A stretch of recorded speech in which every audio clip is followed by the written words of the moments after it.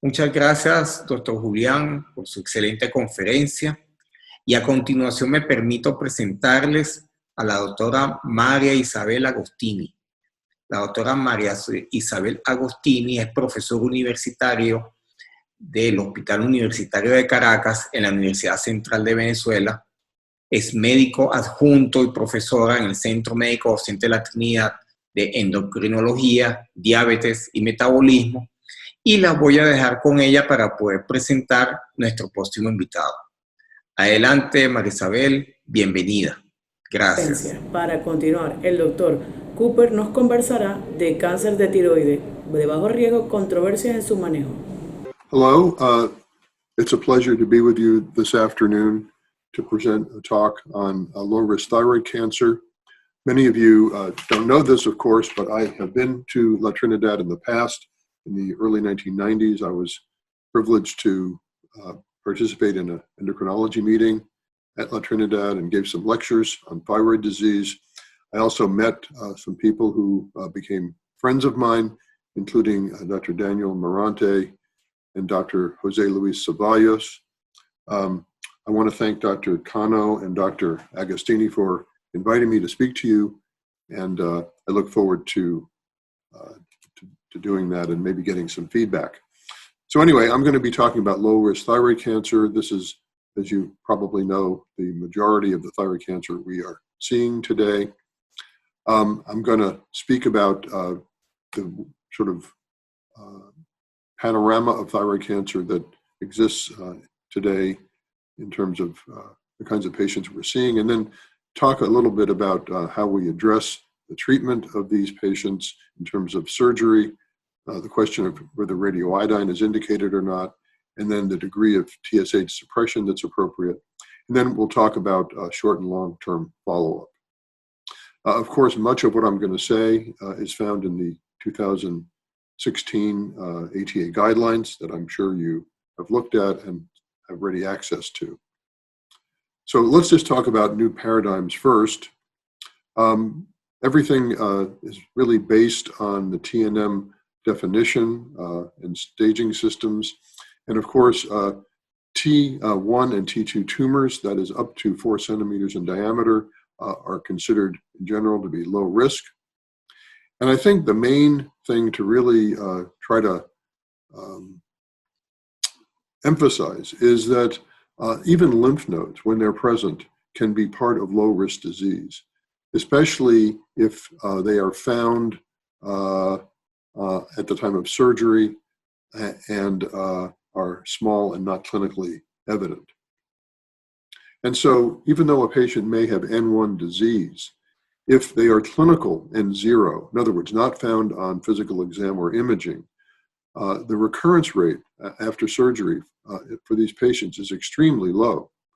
This is in distinction to patients with clinical N1 disease, that is disease that is found preoperatively or intraoperatively on exam or imaging, where the recurrence rates are much higher. And of course, this is even higher potentially in patients who have extranodal extension pathologically.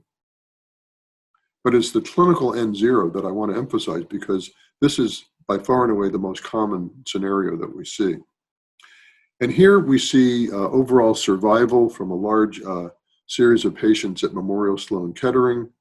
And you can see here that patients who have stage 1 disease and stage 2 disease have a very, very excellent survival. And I think we know this, of course. And now if we look at the frequency of these different stages, here we see in a group of 3,600 patients that 85% are stage 1 and 13% are stage 2. And if we lump both of those two stages together as low risk, that means that about 95% of all papillary cancer that we're seeing are at low risk. But of course, what we're talking about when we say low risk is low risk for mortality. And we know that stage 1 patients have a mortality rate of 0. So is that really something that is significant? And what we really want to talk about is the low risk or the risk of recurrence. So even though stage 1 and stage 2 patients have mortality rates that are close to 0, the recurrence rates are not necessarily all that low. And so we can divide stage 1 and stage 2 disease into various strata of very low risk, intermediate risk, and high risk of recurrence, not mortality.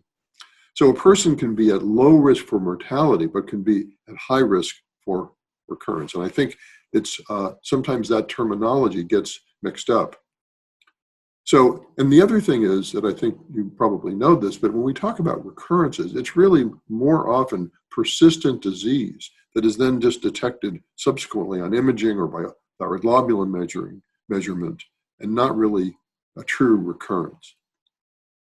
So the AJCC classification, that is the American Joint Commission on Cancer scheme, predicts mortality, and the ATA has a system for predicting recurrence rates.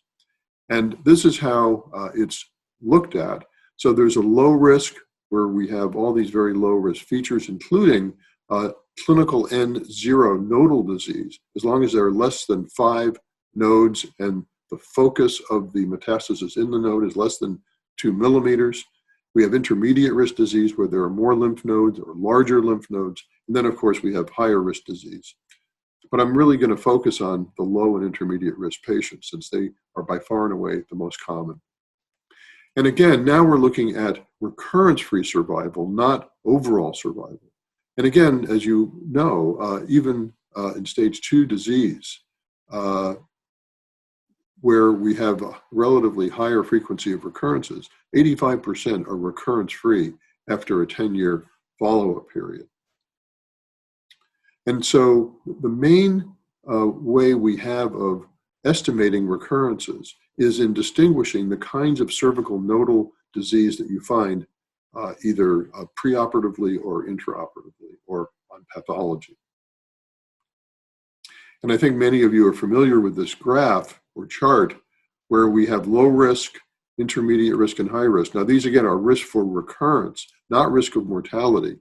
And even things that you might think would be higher risk, like lymph nodes and extrathyroidal extension, these are low-risk features if it's microscopic. Whereas the higher risk includes patients with extranodal extension, larger papillary cancers that have TERT or BRAF mutations, and patients who have bulky lymphadenopathy. So let's now talk about thyroid cancer therapy. And of course, when you think about thyroid cancer patients, of course, first they are discovered to have a nodule, and then they undergo surgery, and then may or may not get radioiodine, may or may not have Tsh suppression therapy, and then there's an issue of follow-up. So let's talk about surgery first, lobectomy versus total thyroidectomy, or prophylactic central neck dissection. And let's just have a simple case here of a 49-year-old woman with a 2.3 centimeter nodule that's biopsy proven to be papillary cancer. She has preoperative imaging that doesn't show anything significant. What surgery would be best for her? A lobectomy or total thyroidectomy? And if she has a total thyroidectomy, should she have a prophylactic central neck dissection? And the bottom line here is that it doesn't seem to matter whether she has a lobectomy or a total thyroidectomy. In this analysis of 61,000 patients from a large database in the United States of cancer patients, you can see that the overall survival really does not matter whether a person has one or the other kind of surgery. Now, again, when we're talking about papillary thyroid cancer, we're really more interested in recurrence rates rather than survival, since we know survival is so good anyway. And in this study from Memorial Sloan Kettering, looking at patients who had either a lobectomy or total thyroidectomy, a median follow-up of 8 years, there was no difference in the rate of recurrence in patients who had lobectomies for smaller thyroid cancers or for larger thyroid cancers. And you can see the 10-year recurrence rates were essentially 0 for patients locally. And for neck recurrences, also very low, and they were actually higher in patients who had a total rather than a lobectomy. So the ATA guidelines say, based on these data, that for cancer patients who have primary tumors that are between 1 and 4 centimeters without any bad features and clinical evidence of nodal disease, that is clinical N0, The procedure can be either a near total or a total thyroidectomy. So for patients who have cancers between 1 and 4 centimeters without extrathyroidal extension or obvious cervical lymph nodes, either a total thyroidectomy or lobectomy is appropriate. Now, how would you choose between these? And I think that total thyroidectomy would be appropriate for patients with significant bilateral cancers, patients in whom you know in advance they're going to be treated with radioactive iodine, and patients where you might worried about follow-up and want to be able to use serum thyroid globulin in the best, most sensitive and specific way. And I think there are a number of other considerations, including the patient's preferences, the patient's preference to avoid thyroid hormone therapy lifelong, the potential risks of a second surgery, expertise in following patients with less aggressive therapy in terms of really good ultrasound, for example, and then the likelihood of patients adhering to a follow-up regimen. And after the lobectomy, the indications for completion thyroidectomy would mainly be disease that is unresectable macroscopically and would be best treated with post-operative radioiodine therapy. And some others might say that other indications for a completion would be residual disease microscopically, where radioiodine might be used, where the primary tumor is much more extensive than you knew preoperatively. And then these other things, high-risk tumor subtype, vascular invasion, and maybe genetic profile like BRAF, these are very soft indications, and I don't think there's really any data to support doing a completion thyroidectomy just because the patient has a high-risk tumor subtype or vascular invasion or a BRAF mutation. So a thyroidectomy without prophylactic central neck dissection is appropriate for small tumors. That is to say that the ATA does not recommend prophylactic central neck dissections. And the reason for that is that the detection and removal of small N1 nodes that are not clinically apparent really is of no benefit. And the other reason is that when patients have a prophylactic central neck dissection added on to a total thyroidectomy, the risks of especially recurrent laryngeal nerve damage are much, much higher compared to patients who have a total alone or obviously a lobectomy. So here's a patient who had a lobectomy for a 2-centimeter papillary cancer. Her pre-op TSH was 2.3. What factors will determine whether she will require thyroid hormone therapy? And there are a number of studies that have looked at this, and it turns out that the preoperative TSH and the presence of microsomal antibodies or TPO antibodies is a strong predictor of the need to require thyroid hormone.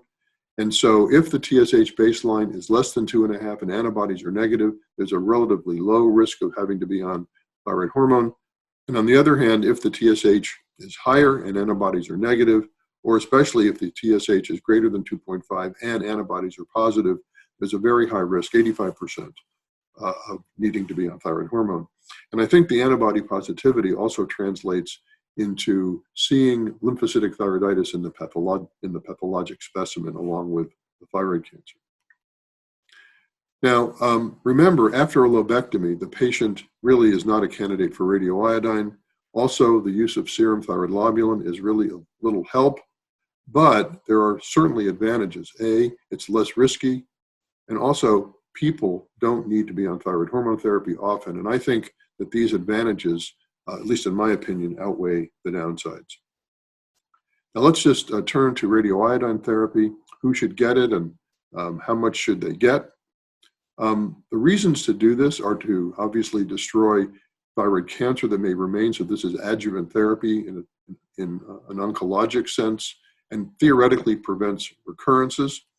Also, if you do a total body scan, you can identify local and metastatic disease. And then finally, if you destroy the remnant tissue, it may improve the sensitivity and specificity of serum thyroid globulin measurements. But the main reason is to do this. And the question is this true? does radioiodine therapy prevent recurrences?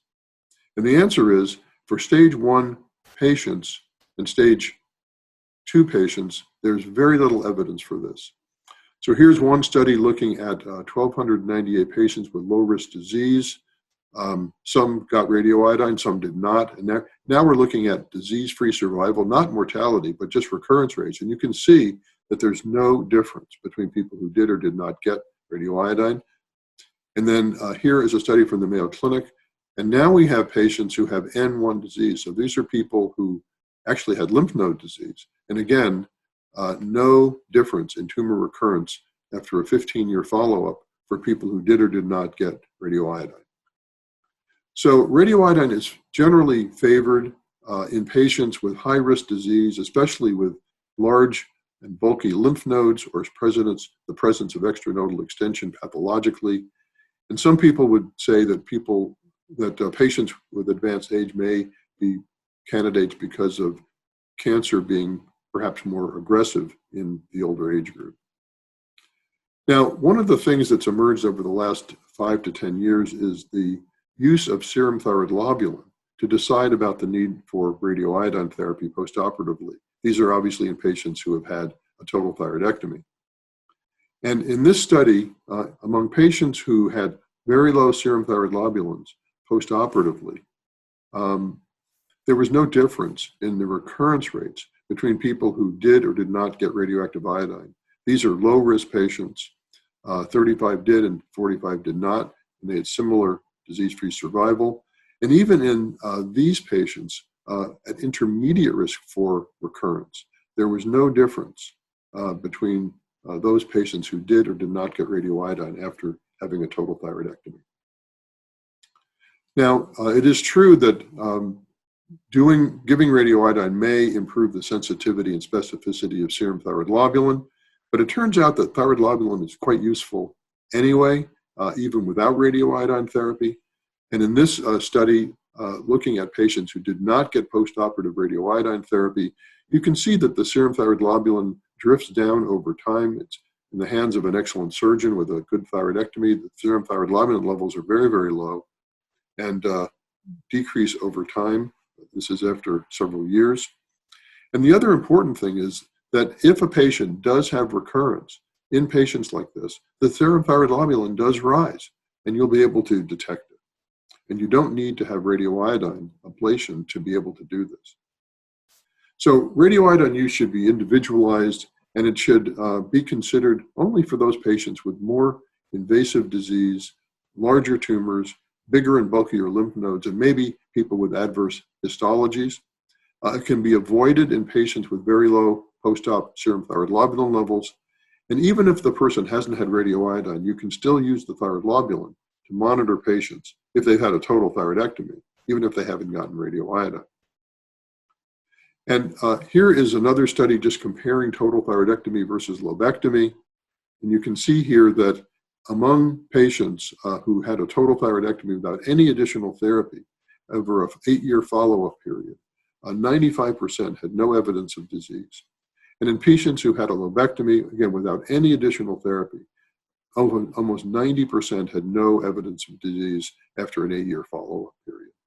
So lobectomy, I think, should be strongly considered for the vast majority of patients who have low-risk disease. Now, finally, let's talk about TSH suppression. Here's a patient who had a 3.6 centimeter PTC. Her post-op serum thyroid globulin is 1.2. She undergoes remnant ablation. She has uptake in the thyroid bed only. Which TSH is appropriate for her? And again, surprisingly, you may say, there's just no evidence that having a suppressed TSH in patients like this who are relatively low risk is better than having a non-suppressed TSH. This is one randomized controlled trial comparing people who did or did not have a suppressed TSH without any difference in recurrence rates. And so in the guidelines, high-risk patients, that is patients with bigger tumors, more advanced disease, should have a TSH that's less than 0.1. But for many patients with intermediate risk, the TSH between 0.1 and 0.5 is satisfactory. And for the vast majority of patients who are low risk, who have not undergone radioiodine therapy, whose thyroid globulin levels are low, the TSH can be normal. And the reason for this is because there may be risks from the suppression therapy that are greater than the risks of the cancer itself. So we're always talking about a balance here. And the main organ systems that we worry about are the skeleton and the heart when we're talking about TSH suppression therapy. Just to give you one example here, here's a study of thyroid cancer patients versus controls, looking at the incidence of atrial fibrillation over a 10-year period. You can see that thyroid cancer patients have a much higher risk of atrial fibrillation compared to age and sex matched controls, and this is because of TSH suppression. So let's talk about follow-up now, how aggressive and for how long. The first thing I want to talk about is the early post-operative follow-up after surgery. And I think that in the first 6 weeks after surgery, in patients that have had a total thyroidectomy, you need to get a TSH to document that they're on the appropriate dose of levothyroxine. As I said, for most low-risk patients, the TSH can be normal. You also want to check the thyroid globulin, because if it's very low, then radioiodine does not need to be given. And then at 3 months, I always recommend an ultrasound. Now here we're looking for residual clinical lymph node disease that may prompt additional surgery. In patients who have had a lobectomy, you want to check their TSH because they may or may not require thyroid hormone therapy. And also just to mention that if the TSH is on the high side or even mildly elevated, this is just part of the evolution of the restoration of the hypothalamic pituitary thyroid axis. And after a few more months, often thyroid hormone levels return to normal and TSH levels return to normal without any intervention. Thyroid globulin, sometimes we measure it, but honestly, the thyroid globulin is not helpful in patients who have had a lobectomy. And then finally, ultrasound also would be reasonable because you want to make sure there's no residual clinical lymph node disease that may require additional surgery and maybe completion thyroidectomy on that basis. Now, the criteria for being free of disease or excellent response to therapy, these are in patients who have undergone a thyroidectomy and remnant ablation, no clinical evidence of tumor, no imaging evidence of tumor, and a suppressed serum thyroid globulin. But even in patients who have not undergone radioactive iodine therapy, having an undetectable thyroid globulin and a normal neck ultrasound also would be considered being free of disease. So let's just talk about the follow-up. There's a new terminology that has been developed by the American Thyroid Association called dynamic risk stratification. What is this? This is a restaging periodically after surgery or with or without radioiodine. And it's a reclassification based on the initial response to the treatment. That is the treatment, surgery, and possibly radioiodine therapy. And it's divided into 4 categories: excellent, biochemically incomplete, structurally incomplete, or indeterminate. And just to give you some examples here, excellent response to therapy means no clinical, biochemical, structural evidence of disease. That is negative thyroid globulin and negative or normal ultrasound. Biochemical incomplete means abnormal thyroid globulin, but no disease that is found radiographically. And this would include people with anti-TG antibodies that are rising. Structurally incomplete is newly identified disease, usually by ultrasound or distant metastatic disease. And then indeterminate is nonspecific biochemical or structural findings that can't be classified as benign or malignant. That would be TG antibodies are positive, so you cannot interpret the thyroid globulin, or nonspecific lymph node seen on an ultrasound. So in terms of the early follow-up, in patients who have had a low or low risk and had an excellent response to disease, that is, they don't have detectable thyroid globulin and ultrasound is negative, it's reasonable to get a suppressed TG every 12 months, and then an ultrasound at 1 year, and then periodically, but we don't really know what the appropriate interval is. And as I said earlier, the TSH does not have to be suppressed. And in patients who have intermediate responses or incomplete responses, I think it would be appropriate to get thyroid globulin levels every 6 months, and then yearly ultrasound and keep their TSH suppressed. And then after 2 years of follow-up, again, in those low-risk and excellent response groups, suppress TG every year or two, ultrasound every few years, and then maybe never again. And again, the TSH would be normal. And in patients with intermediate risk or incomplete responses, you need to follow them a little bit more carefully. So thyroid globulin every year, neck ultrasound yearly for 5 years, and then allow their TSH levels to rise into the subnormal but not undetectable range. And the reason that we are a little bit more cautious about recommending ultrasounds 5 or 6 or 7 or 10 years after is that several studies have shown that when you do ultrasounds in people who have low risk, the chances are that what you find is often going to be a false positive. So in that first study by Yang et al., 171 low-risk patients, the risk was, or the false positive results were 67%. And in patients in the second study, 226 patients who had low thyroid globulins, who had something found on an ultrasound, 75% of these were benign on biopsy. Obviously, if there are suspicious or enlarging nodes greater than 1 centimeter, we want to do a biopsy and measure thyroid globulin in the lymph node. But I just want to emphasize that smaller lymph nodes, even if they look suspicious, can be observed if they are less than 1 centimeter in diameter and not growing. Finally, I just want to talk about patients who have low-risk disease. And even though we know that they have essentially zero mortality and very low risk of recurrence, they tend to worry.